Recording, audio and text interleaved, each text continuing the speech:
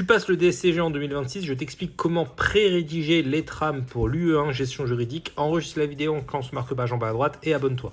Comme tu sais, je l'ai dit plusieurs fois dans beaucoup de vidéos, ce qu'il faut faire, c'est pour toutes les matières, rédiger tous les problèmes, donc tous les syllogismes avec question, majeure, conclusion. La mineure n'est qu'une application de la majeure au fait.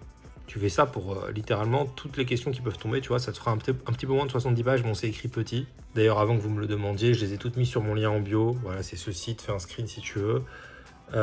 Ici, voilà, elles sont toutes là, en bleu. C'est en bas de la page, fais attention. Donc l'idée, c'est que tu dois déjà poser la question.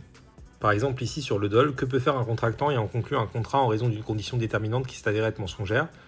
Tu devras toujours mettre la question. Parfois, la question, on peut intégrer les noms des personnes. Hein. Donc, que peut faire X, ici c'est l'acheteur, contre Y le vendeur, n'ayant pas, et là tu mets le manquement contractuel. Par exemple, livrer les commandes à échéance, malgré, et là tu mets l'exécution de l'acheteur, par exemple le paiement intégral.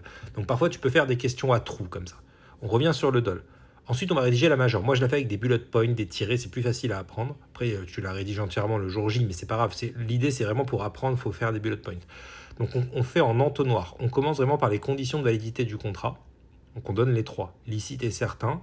Les parties doivent avoir la capacité de contracter. Et le consentement des parties doit être exempt de vices. Et tu l'imagines bien, c'est le troisième qui va nous mener à la présentation des trois vices du consentement. L'erreur, la violence et le dol. Et encore une fois, c'est le troisième qui va nous mener aux conditions cumulatives du dol. Je te rappelle que c'est une trame sur le dol.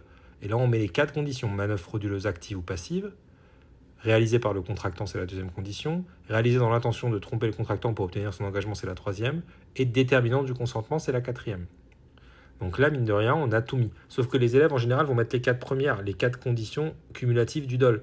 Mais les gens vont oublier de présenter les conditions de validité du contrat, puis les vices du consentement avant. C'est pour ça qu'il faut que ce soit beaucoup plus complet si tu veux vraiment avoir tous les points.